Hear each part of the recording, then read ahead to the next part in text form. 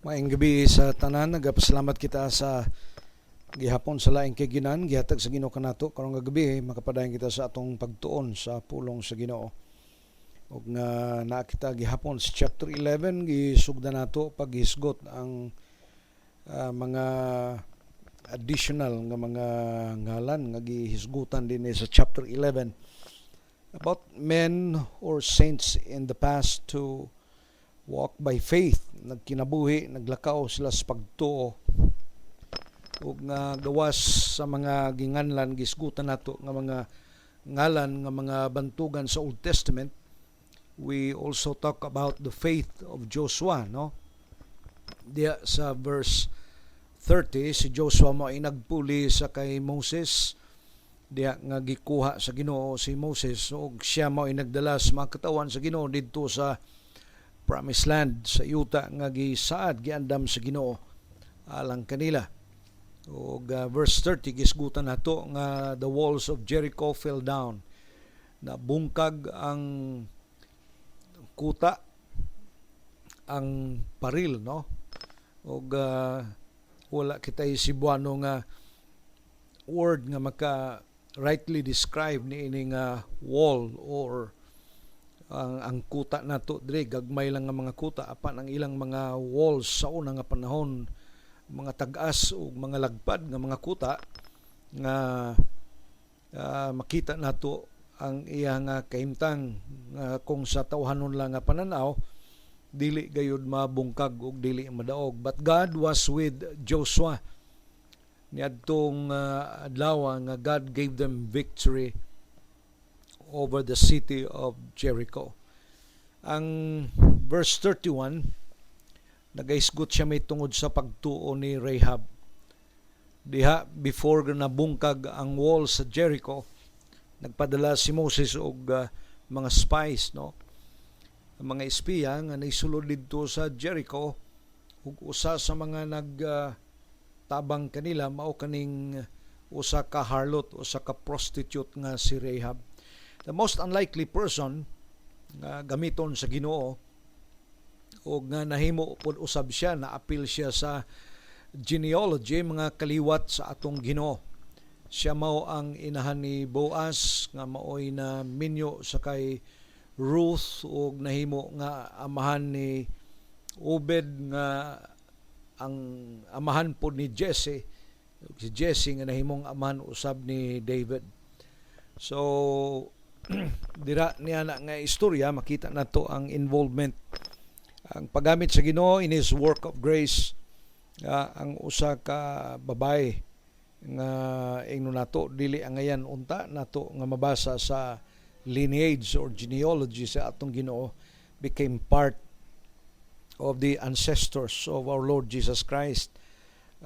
Siya usa ka Gentile, dili siya Hudiyo, apan nahimo siya, na-appeal siya in this list of men or women of faith in the Bible. Si Rahab, ino nato nga dili siya angayan unta, gumikan nga we always take pride in our race. We always take pride sa atong mga kaliwat. But then gipakita, gipadayag diri sa Biblia sa ato nga Jesus Christ is the Savior of men. Ning ani siya alang sa ato nga mga makasasala. O nga mao kani nga makita nato nga si Rahab ay prostitute, ay a woman of ill repute, and yet nahimo siya nga usa sa mga nga katawhan nga giila sa Biblia nga adunay pagtuo, pagsalig. Nakita niya na mismo sa iyang nadungog ug sa iyang nasaksihan nga ang Dios was with His people, the nation of Israel. Ug mao kana nga sa iyang pagkadungog sa mga Hudiyo nga mingsulod sa syudad sa Jericho, iya kani nga gitabangan, iya kani nga giluwas. O kung hinumdumon niyo ko ng istorya, iyang gitaguan dito ibabaw sa atop sa iyang balay, tabunan niya og mga kahoy o gahangtod nga diha nga nay nangita. Nag-ingon siya nga tuwa tingali nakalakaw na o taud-taud iyang gipagula og nga anak nga nakaikya sila balik didto sa ilang kampo kauban sa mga Hudiyo. Apan si Rahab nakighimo og katipan, nagkigsaad niadtong duha ka mga spies nga gipadala nila ni Joshua. Og atong mahinumduman nag-ingon ang ang duha ka espiya nga gipadala ni Joshua nga sa imong balay magbutang ka og scarlet thread o sa kahigot nga mapula aron nga inig sulod sa mga Hudiyo mailhan nga kana mao ang balay ni Rahab ug dili siya maunsa ug dili siya hilabtan. Diya kita nagkuha sa kanang usa ka pangunahuna nga the scarlet thread of redemption nga naga-connect gikan sa daang tugon, gikan pa sa panahon nila ni Adan ug ni Eva hangtod sa pag-abot sa atong Ginoo. Mao kanang pula nga higot, the scarlet thread of redemption that connects us gikan sa Old Testament ngadto sa iyang katumanan sa panahon sa atong Ginoo when He finally and ultimately offered Himself as a sacrifice for our sins. Si Rahab had no more light than any other inhabitant of Jericho, yet she believed, while the others disbelieved. Makita nato ang pagtuo diha ni Rahab. Tanan sila nga mga naas gapuyo sa Jericho. They received the same information that Rahab had received. Apan si Rahab went beyond the information nga iyang nadawat. Iyang na-discern o iyang nakitaan nga there is something in the people of God. There is something that is different among the Israelites. O nga she was moved with fear and she also exercised faith. Giila niya nga ang Dios kauban sa mga Hudiyo. Ang kaluwasan nga gihatag niya, ang pagpildi niya sa ilang mga kaaway was enough testimony for this woman to believe that there is something in the God of the nation of Israel. Sama ni Ruth, no? Si Ruth usab nga nahimong part sa genealogy sa atong Ginoo was not even a Jew. Usab siya ka Moabite, usa ka Gentile. And yet si Ruth nagpadayag sa iyang pagtuo diha nga giingnan siya ni Naomi nga pagbalik sa inyong kaugalingon nga dapit sa inyong lugar. Kay namatay ang bana ni Ruth nga maoy anak ni Naomi. O apan si Ruth miingon sa iyang ugangan nya, where thou lodgeth I will lodge, your people nya, where you will die I will die, your people shall be my people and your God shall be my God. Mismo si Ruth nagpakita usab sa faith sa iyang pagtuo diha sa Dios nga ginasimba o ginaalagad sa mga Hudiyo. Ang what is unique is that si Rahab is an harlot gimension diri sa atong Hall of Faith. Si Ruth who had a very good testimony, wala gani giapil diri sa lista sa mga tao nga nagpakita sa ilang pagsalig ug pagtuo sa Ginoo.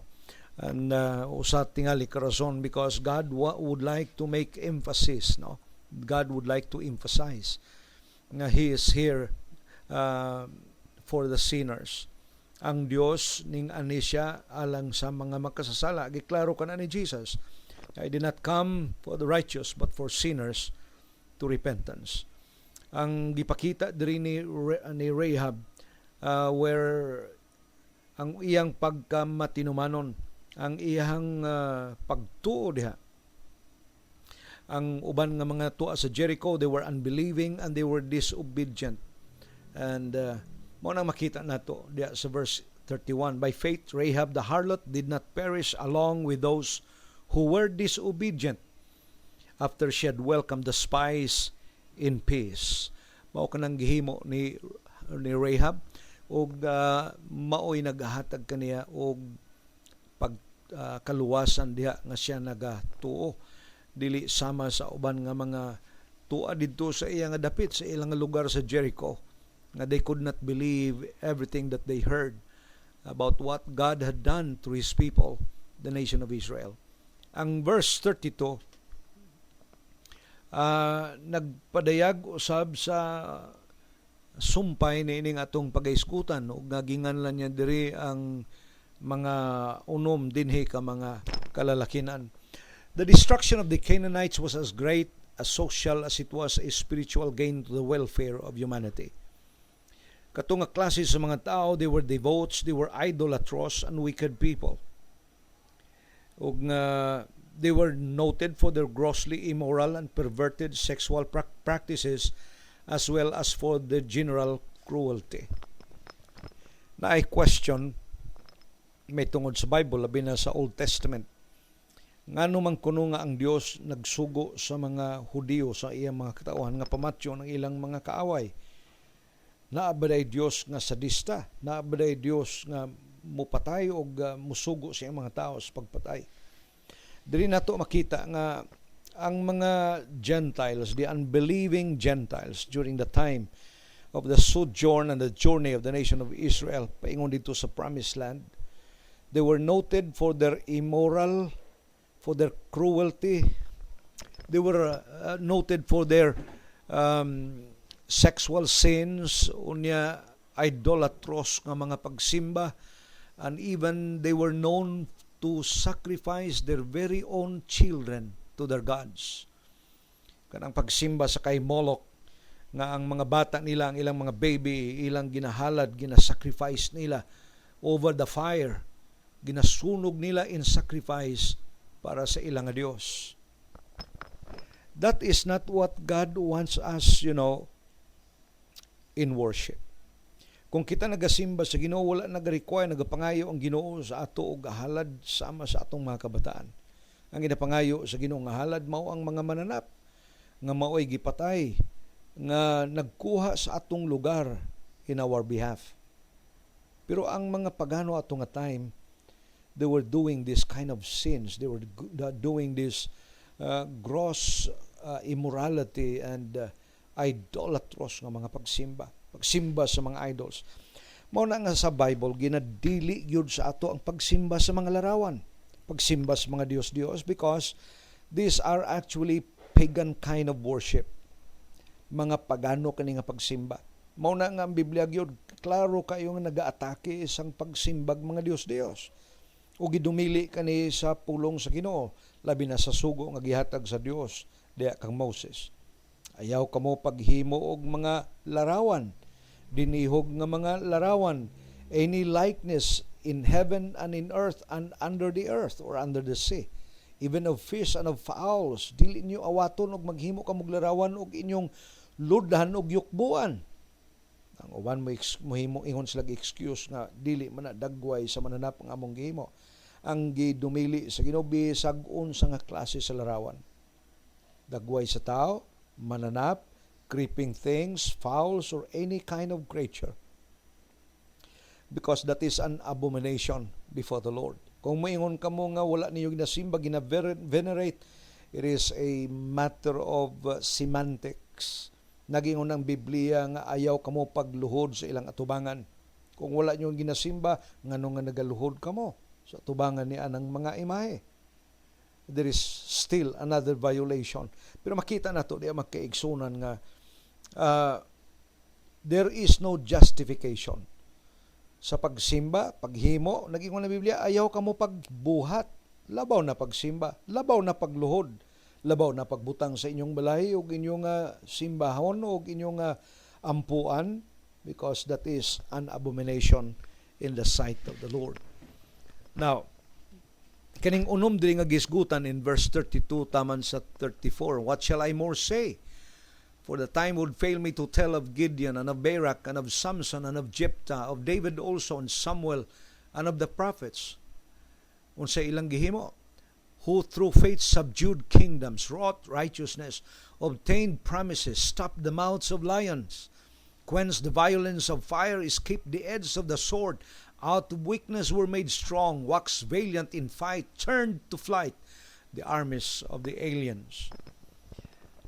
Matong sa tagsa-tagsaon ka naghisgot ka ng mga tauhan naghisgutan diya, we begin with Gideon. Nakaibaw ka mo sa istorya ni Gideon. Usa siya sa mga reluctant nga mga judges nga diya nga ang angel sa Ginoo nakigsulti kaniya ning balibad pa siya tungod kay kinsa siya ug ang iyang pamilya nga piliyon o gamiton sa Ginoo. Pero finally, he was convinced after inunato nga struggling and wrestling with or arguing with the angel nga gisugo sa Ginoo kaniya. Atong gitawag nato nga the golden fleece, no, or the katong panit sa kanding nga iyang gigamit, no, nga excuse balibad siya kung gitawag ko sa Ginoo kung tinud-an nay gyud. Panit sa kanding, goat skin, dili golden fleece. Kining mga mahinumduman nyo kanang istorya nga gibutang niya sa bato pagkatapos niya kung mabasa og yamog ang fleece na gitawag ko sa Ginoo og dili mabasa ang bato pagkabuntag nahimo wa pa gid siya makontento. At this time ang bato na sad maoy mapuno og yamog ug ang panit sa mananap maoy mahimong mamala. Pagkahuman niadto pagkasunod nga adlaw pagkabuntag mao sumala sa iyang gisulti. Pero taliwala ni mo na madungog nato Gideon and his 300. Ang mga 30,000 o 10,000. Primero 32,000 ngadto sa 10,000 hangtod na himong 300. And God delivered His people, the nation of Israel, gikan sila mga kaaway pinaagi sa tulo ra ka gatuos nga mga napilian ni Gideon nga mga sundalo. Ang sunod sa lista din is Barak. Barak is not a very popular name in the Old Testament scripture except sa mubo nga istorya diya in Judges 4 and 5. Kani si Barak usa kani siya ka leader nga nahadlok mo dumala kung wala si Deborah usa ka babae nga mingtabang kaniya. Pero diya nato makita nga gigamit usab siya sa Ginoo, no, si Barak. Barak believed God's promise of victory and was not the least concerned that a woman would get credit for slaying Sisera. Katong iyang ang Canaanite nga kontra sa mga Hudiyo nga nag-oppress sa ila. In fact, he insisted that Deborah, a woman judge, go to battle with him. And he wanted her spiritual, not her military help. She was the Lord's special representative in those days, si Deborah.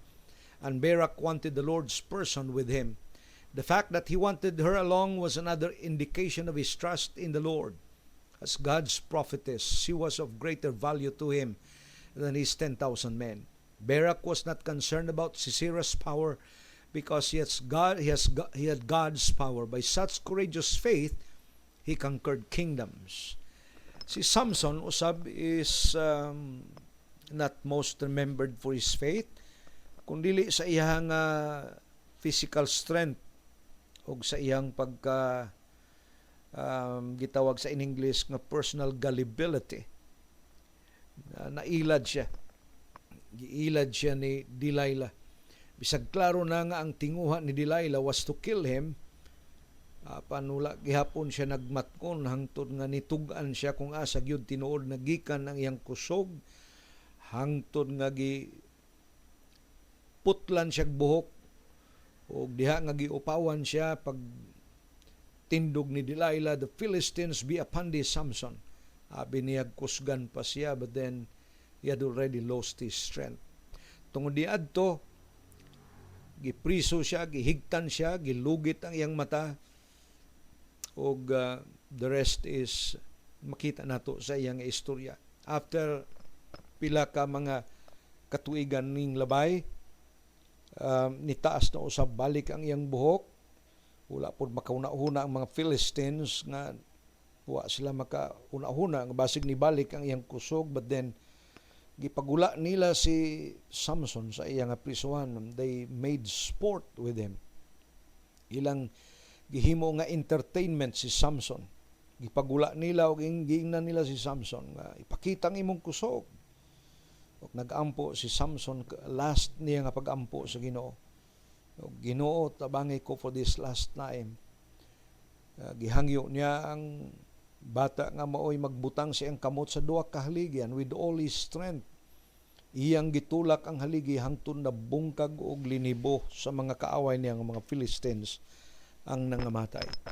Itawag siya sa Dios because he had a Nazarite vow.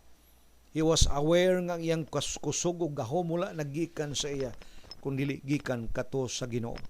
Pero makita nato nga taliwala sa iyang mga kaluyahon ang Dios nagdaig kaniya tungod sa iyang pagtuo. Jephthah also preceded Samson as judge of Israel, and his responsibility was to subdue the Ammonites, one of Israel's many enemies. Despite his foolish vow, Jephthah's trust was in the Lord and his power was from the Lord. Even people of faith make mistakes, and God honored Jephthah for his faith. And then ginganlan diri si David. David stands out as one of the obviously great men of the Old Testament. Ang iyang pagsalig sa Ginoo nagsugod when he was a young boy. Kabantay sa karniro sa iyang amahan o gipatay niyang leon ug ang bear. And then finally, gipatay niya si Goliath pinaagi sa usa ka slingshot, usa lang ka saplong. David faced Goliath in utter confidence that the Lord would give him power to defeat this giant. Og ganahan ko sa statement diya ni David diya nga giatubang niya si Goliath. Yet the battle is the Lord's, and He will give you into my hand. Ikaw nagsalig ka sa imo nga kusog, apan I come to you in the name of the Lord. O diya man nato makita, kay gigamit niya ang ngalan sa Ginoo, God wrought great victory through David that day. O nga walay naka-imagine, walay nakauna-huna nga ang usa ka pamatanon makadaog o makapatay sa kaaway nga walay usa kanila would even dare face him. And even King Saul nagkurog kauban siya mga sundalo sa ilang pagkatubang niining higante nga tao nga naghagit ug nagbiay-biay sa ilang Ginoo. But in spite of this, in spite of David's imperfection, God called him a man after God's own heart, nga mao'y magatuman sa iyang kabubuton. Nahamot ang Ginoo sa iya because of the courage of his faith sa pagsalig sa Dios ug sa pagtuman sa iyang kabubuton. Samuel is also added to the list of these warriors. Bisag dili siya sundalo, but then he fought a battle equal to any that soldiers face. Ang iyang mga kaaway mao ang pagsimba sa mga Dios-Dios ug immoralidad sa iyang panahon. He had to stand up in the midst of a polluted society and fearlessly speak God's truth. His severest opponents frequently were not the Philistines, the Amorites, or the Ammonites, but his own people. Mga Hudiyo who were so backslidden at the time, kumikan nga ang ilang pari mismo nga si Eli, wala usab nagkinabuhi nga balaan og ligdong labi na sa tubangan sa iyang panimalay. But taliwala niining mga giatubang nga mga kaaway ni Samuel, and even the odds that were against him from his own people, the nation of Israel. The prophet of God was also Israel's last judge, began ministering before the Lord as a boy. He was wearing a linen ephod, ingon ng 1 Samuel chapter 2 verse 18, and he continued faithfully hangtod sa iyang kamatayon. And the courage of faith, he ruled and prophesied. Siya ang gigamit sa Ginoo nga maoy unwent ni David as the successor king to King Saul nga gisalikway sa Ginoo.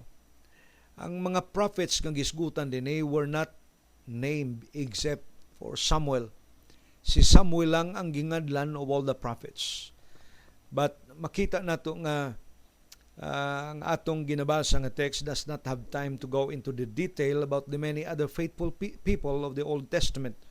Wala na niya isguti because that would be too many of them.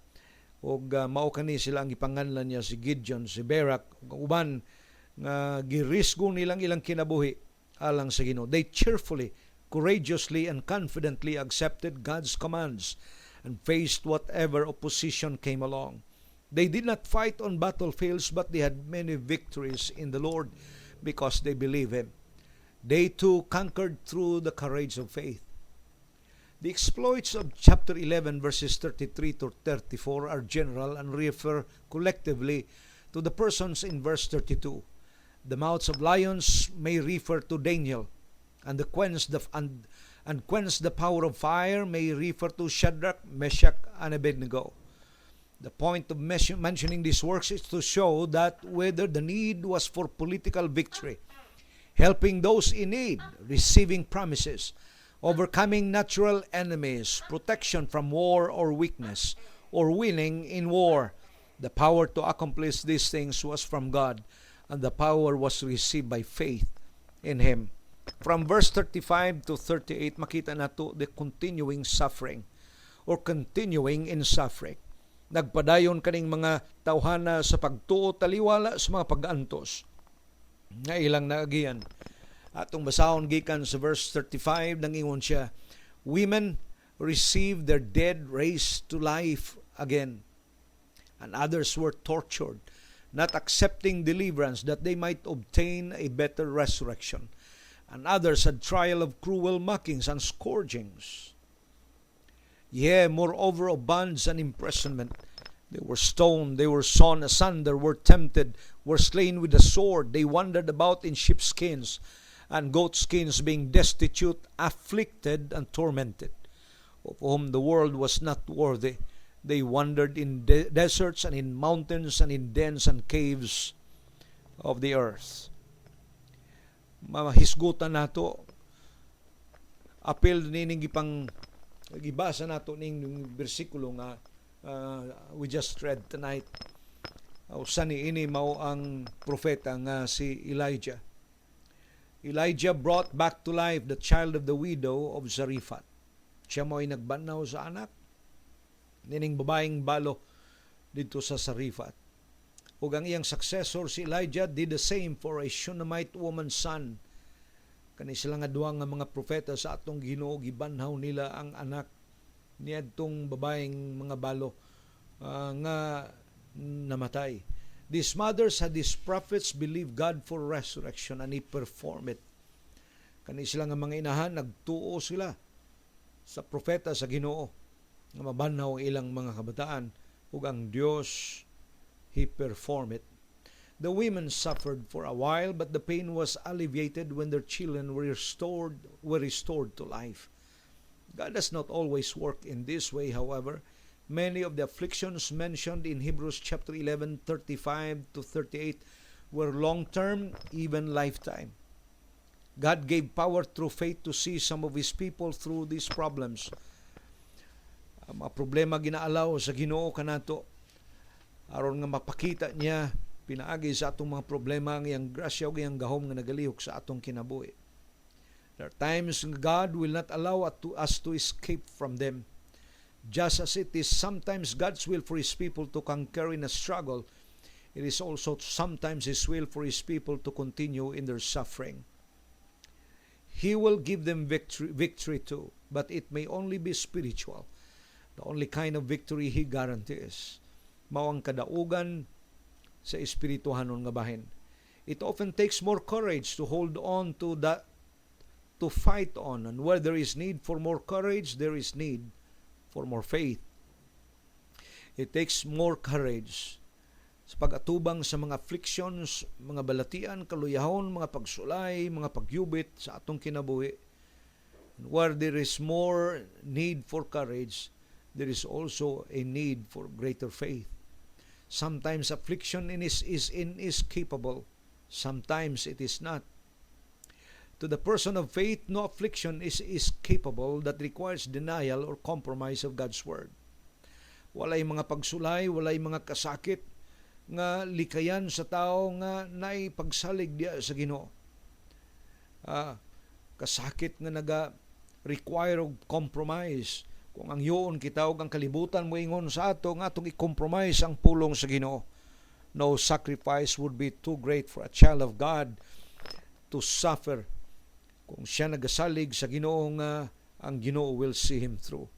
When it is suffered because of God's word and standing for Him, God's people will take torture, not accepting the release in order that they might obtain a better resurrection. May numduman nato ang pagtuo nila ni Shadrach, ni Meshach, ni Abednego. Matod pa nila bisag dili kami luwason sa among Dios, still we will not bow down before the image. Mao kana usab nga determination og conviction nga gikinanglan sa atong tanan karong gabi na labi na nining panahon nga bisag asa kita paingon in workplace, in schools, in even sa mga places of entertainment, sa atong mga ginahimo adlaw-adlaw, there will always be an opportunity for us to make a stand for the Lord, and for people even to mock us and ridicule and scorn our faith. Mahimo kitang katawan, mahimo kitang lutuson sa ubang mga tao tungod kay kita nagbarog sa kamatuoran ug pagkamatarong nga gitudlo sa atong Ginoo nga atong barugan. But yet walay pag-antos that is too great for any child of God to go through. Kung kita may pagsalig sa iyong sa iyang mga pulong nga nagaingon, I will be with you even in the midst of affliction. God will never leave us nor forsake us. Ang word ini nga torture sa atong gibasa nga verse, usa ka ni ka word sa Griego nga ang kahulugan niya nga may kalabutan di ay sa pulong sa in English nga tempane.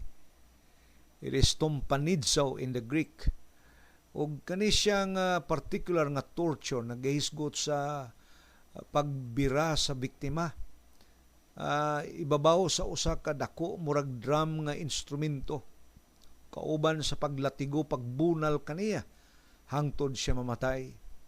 God's faithful are willing to be beaten to death rather than compromise their faith in Him.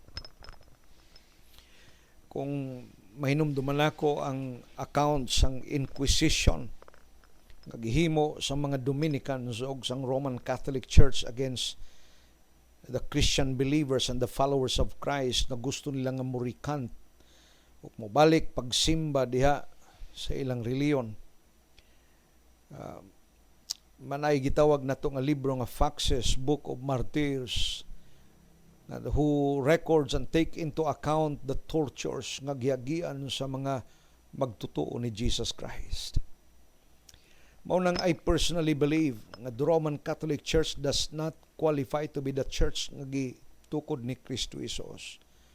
Kay kung siya mao ang iglesia nga gitukod ni Jesus, nganuman nga iyang gipanglutos o gipangpatay ang mga tao nga nagsunod sa ngalan sa atong Ginoo. Dili ka na tumo nga istorya, you have to go to your encyclopedia and look at the word Inquisition. Kay daghan nga klase sa Inquisition ang nahimo sa una under the name of the church. Mao kani nga torture ang ipang-agian sa mga tao sa daang tugon o bisan sa mga bag-o natong kapanahunan karon. Bisan gani hangtod karon na pay mga tao nga ginalutos tungod sa ilang pagdala sa ngalan ni Kristo Jesus. They endured both mental and physical anguish, mockings as well as scourgings. Gibiay-biay sila, unya gilatigo sila, gisakit sila. Jeremiah was as emotionally abused as he was physically abused. And it is not strange that he was called the weeping prophet. He did not weep so much for himself as for the people who rejected God by rejecting Him. He endured and continued to endure all sorts of pain for the sake of God's Word. Ang mga propeta sa Dios sa unang nga panahon sa daang tugon, giluto sila tungod sa ilang pagwali sa kinatibuk-an nga pulong minsay nga gipadala sa Ginoo ngadto kanila. Ang mga tawo ning reklamo, don't speak to us those words, speak to us smooth words. Dili sila gusto nga badlungon sila sa ilang mga sala nga ginapanghimo ang ilang pagsalikway sa Dios. Ang ilang pagsimba sa mga Dios was one of the greatest sin nga ilang nahimo, and that was the very reason why God exiled His people. O gigamit ang nasod sa Babylon, gi-exile sila o gidala sila dito for 70 years because of their sin of idolatry. Jeremiah had undergone this kind of torture. Nailaing word din nga gibasa nato, they were sawn asunder, gigabas sa taliwala. Maunay mabasa nako, gibasa nako sa usa ka Cebuano nga translation nga naay mga tao nga tungod sa ilang pagbarog sa Ginoo gigabas sila. Sa ang tradisyon nag-ingon nga si Isaiah, the prophet Isaiah was sawn in two. The people became so irritated at his powerful preaching that they cut him in half. Gigabas nila ang lawas ni Isaiah. Di na to na mabasa diya sa Bible, but Isaiah suffered for the cause of the Lord Jesus Christ. Sama ni Abel, nga bisag patay na siya apan nagatingog gihapon siya, nagasulti gihapon siya. Ug mao kanang makita nato magkaigsunan nga kamaturan. Mao kaning giagian ni mga tawhana nga nagbarog sila sa pulong sa Ginoo. Daghan pa kay nga klases mga pag-antos pangisgutan din ni nga bersikulo. Ug nga diya nato makita ang kaigsunan. Just as the conquest mentioned in the preceding verses apply generally to the faithful saints, there is summary of the many and varied kinds of affliction God's people face and are often called to endure for Him. Whether they were killed or made outcast, the point is the same. They courageously and uncompromisingly suffered for the Lord because of their faith. Whether for conquering in a struggle or continuing in suffering, they trusted the Lord. The world is not worthy of having such people in its midst. Ang kalibutan dili takos nga makabaton ni ini nga klase sa mga tao sa pagtuo nga may pagtuo sa Ginoo. Just as these people did not deserve the sufferings they received, for its inflicting the suffering, the world will be judged and punished. Sa ilang gihimo, mo nang I was reading the book of Revelation karong nga semana. Basahon you towards the end of chapter 19, 20, and chapter 21. Babasahan ninyo diha sa libro sa Revelation. Ang gipanghimo, ang himuon ug ang may tabo sa mga katauhan sa Ginoo nga nagbarog. Labi na sa 7-year tribulation. And they were beheaded. Giputlan silang ulo tungod sa ilang pagbarog sa ngalan sa Ginoo. Wala sila mingdawat sa marka ni Antikristo nga 666, and for that they were killed, and they were not allowed to buy and sell. Ug nagisgot ang Biblia diha sa mga kalag nga nakita niya under the altar, nagingong ng angel, they are the souls of them who were killed and beheaded for the cause of Christ. Gipangpatay sila. Mao ning may tabo sa kalibutan kun ang kalibutan nagasalikway sa pulong sa Ginoo. Makita nato makaigsunan nga si Apostol Pablo nagingon, the suffering of these present times are not worthy to be compared with the glory that is to be revealed to us. Taliwala nining ka sakit ug kadako sa mga pag-antos ilang naiagian. Si Apostol Pablo nagdeklarar kanato, walay pag-antos nga atong maagian diri sa kalibutan nga makatupong sa himaya ug kalipay nga nagahulat kanato didto sa presensya sa Ginoo. Kauban ni Apostol Pedro, nagaingon sila to an inheritance which is imperishable and undefiled and will not fade away, reserved in heaven. Mao kana ang atong paglaom, mao nang atong himaya, ang atong mga panulundon nga nagahulat kanato nga dili madunot ug dili mahugawan ug dili gayud siya maglubad nga giandam diha sa kalangitan. God does not promise His saint deliverance from all suffering. To the contrary, Jesus told us to take up our crosses and follow Him. And if they persecuted me, they will also persecute you, may gingon ni Jesus. Munang dili nato kay bulungan.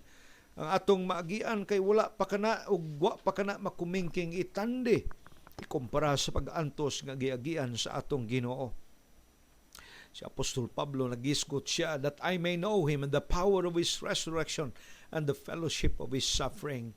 Gikalipay ni Apostol Pablo nga ma-identify niya ang iyang kaugalingon sa mga kasakit o pag-antos nga gigagian sa atong Ginoo.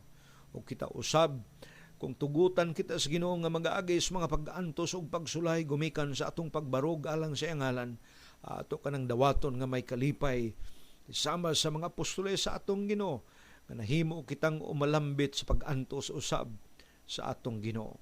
We have to rejoice in our suffering for Jesus Christ.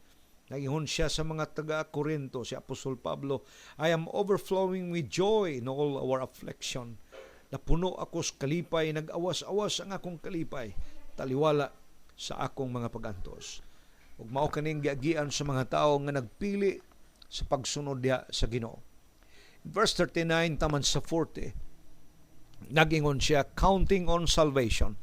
Ato kanang basahon sa atong Biblia karong nga gabi, magahuman kita diha niini nga bersikulo nga atong pagahisgutan in chapter 11. And these all, having obtained a good report through faith, received not the promise, God having provided some better thing for us, that they without us should not be made perfect. True faith has the courage to count on salvation. These faithful saints had to live in hope. They knew very little about the nature or the time or the means of God's salvation, but they knew it was coming. And this was the basis of their trust. They had abiding confidence that one day God would do the necessary thing to redeem them and reward them. What happened to them before the time was not consequential. They did not receive what was promised, but they had gained approval through their faith. Ang ilang ginapangita, dili ang katumanan sa gisaad sa Ginoo, kundi ang approval nga ilang madawat gikan sa Dios because they live in faith. Minumduman nato ang Hebrews chapter 11 verse 6, without faith it is impossible to please Him. You want to please God with your life? Then exercise faith in Him. Gusto natong mahamot ang Dios sa atong kinabuhi, then we have to trust Him. Then we have to believe Him. Then we have to take Him at His word. Kung unsay ang gipanulti sa iyang mga pulong, ato kanang dawaton as if God has already given them to us. With that kind of faith, God will be pleased with us. Mao ni nga klase sa mga tao nga nagpili sila, nga sundo nila, tumanon nila ang pulong sa Ginoo. The ultimate promise was of a Redeemer, ang usa ka manluluwas, ang usa ka Messiah, ug nga mao kani ang iyang katipan, that He would bring righteousness before God. Nagingon si Apostol Pedro may tungod niini, as to the salvation, the prophets who prophesied of the grace that would come to you made careful search and inquiry, seeking to know what person or time the Spirit of Christ within them was indicating, as He predicted the sufferings of Christ and the glories to follow. 1 Peter chapter 1 verses 10 to 11. All this from Enoch through the prophets had that courageous faith which counts without reservation on final salvation. Ay ilang pagtuo may nagdala kanilang kaluwasan. Ug mausab ka na nga pagtuo nga atong gina-exercise karong gabi una, nga bisag wa nato makitaan, wa pa nato makita ang katumanan sa gisaad sa Ginoo. Wala pa kita sa langit. Wala pa kita sa kay Jesus nga ning balik. Apan nagsalig kita, nagtuo kita nga ang tanan nga gipanulti sa iyang mga pulong matuman gayod. And that is what faith can do for us tonight. Many of them never even received the land nga gisaad sa Ginoo kanila. Sometimes they had earthly victory, sometimes they did not. Sometimes their faith saved them from death, sometimes it brought them death. Ang uban giluwas gikan sa kamatayon, ang uban gidala ngadto sa kamatayon. Apan taliwala ni way sa payan, they knew that God had provided something better for them. Minumduman natong gisulti ni Jesus, kadluki siya nga makapatay sa inyong lawas. Apan dili makapatay sa inyong mga kalag ngadto sa kalayo. Apan hinunoa kadluki siya nga human mapatay niyang inyong mga lawas. May gawom siya sa pagtambog kaninyo ngadto sa linaw nga kalayo. Mao kana siya ang Dios nga atong ginasaligan karong gabi una. Ug mao kana siya nagsaad kaluwasan kanato. Bisag mamatay kita nining kalibutan, bisag lutuson kita, bisag i-torture pa kita. Apan wala sila gahom sa pagtambog labay sa atong mga kalag ngadto sa dapit sa kalaglagan. God has provided is something better for us, that is for those under the new covenant, which is why apart from us they should not be made perfect. Kung wala sila ug wala kita, dili kani sila makumpleto ug dili kani mahimpit. That is not until our time, hangtod dili moabot ang atong panahon, could their salvation be completed and made perfect. Until Jesus' atoning work on the cross was accomplished, no salvation was complete. Salvation was only made complete nga si Jesus gave His life and offered Himself as a final sacrifice on the cross for our sins. No matter how great the faith a believer may have had, kung wala si Jesus, gilansang dito sa krus ug nabanhaw gikan sa mga patay, ang atong kaluwasan wala mahimpit. Their salvation was based on what Christ would do. Our salvation is based on what Christ has done. Their faith looked forward to the promise. Our faith looked back to the historical fact. Yet through their salvation was not completed on their lifetime. Yet these were not second-rate believers. Bisag wala makumplito ang kaluwasan sa ilang panahon, wala ka nagpasabot nga second class ang ilang pagtuo. No, they were still believers of the highest order. They courageously struggled and suffered and counted on salvation. They all believe in God's word that they had, which is what counts with Him. How much less faith do we often have? In spite of our much greater light, ang uban sa ato, dili paghihapon mo salig ug mutuo sa gisulti sa pulong sa Dios. Ang pulong sa Dios nagasaad kanato. Blessed are they who did not see and yet believe. Ug bulahan iskaw usab karong gabi una nga bisag wala pa nimo makita ang katumanan sa gisaad, ipanultis pulong sa Ginoo apan ikaw nagtuo. Ang tanan gipanulti sa Ginoo iyang pagatumanon ug ang kaluwasan nga iyang gisaad